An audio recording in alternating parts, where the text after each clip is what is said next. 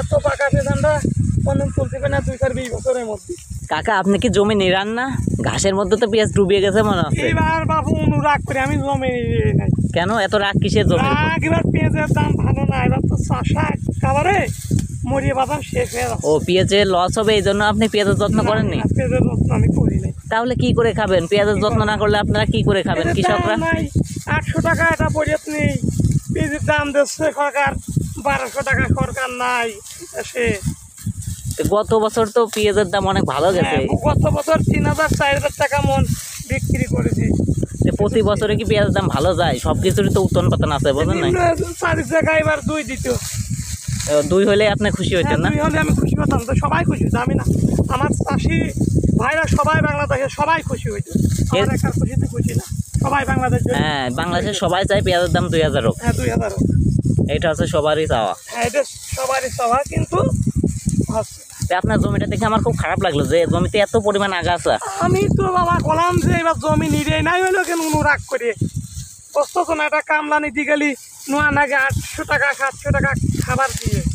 ও এই জন্য আপনি জমি নিলেন না? আর এখন পিস বিক্রি করতেছি 1200 টাকা।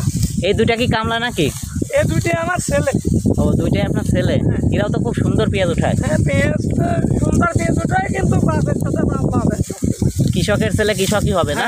না পড়ালেখা করে চাকরি দিবেন? হ্যাঁ পড়ালেখা দুইজনই করতেছে, যে একজন এবার 10 তারিখে ম্যাট্রিক পরীক্ষা। তার ও এর 10 তারিখে ম্যাট্রিক পরীক্ষা।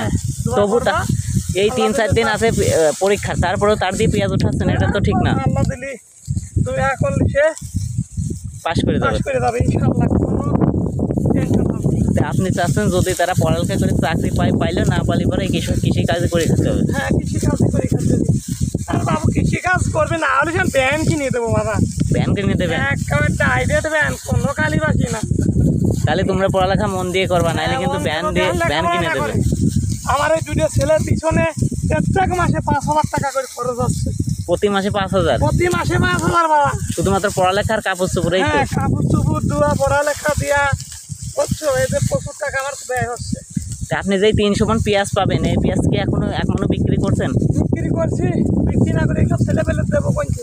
ও এইটা বিক্রি করে সংসার খরচ চালাচ্ছেন? সংসার খরচ করা লাগে, জন বইতে দোয়া লাগে, পিলানার দোয়া লাগে। ও তাহলে পেঁয়াজ মোটামুটি এবার ভালোই হয়েছে না? হ্যাঁ খারাপ হয় নাই। তো দামটা একটু ভালো থাকলে হয়তো। দামটা 2000 টাকা থাকলে সবচেয়ে ভালো হয়। 2000 টাকা। এবং বাকি পেঁয়াজের কালার তো এবার খুবই সুন্দর আছে দেখতেছি। এবার পাকেছে ভালো, তো আমরা কোনো এইবার মনে হয় পেঁয়াজ সংরক্ষণ করে রাখলে মানে পচবে কম না? পচবে মানে কম। এত পাকা পেঁয়াজটা কোনদিন তুলতে পারে না 2-20 বছরের মধ্যে। এবার যেমন পাকা বীজ তুলতেছি। তাই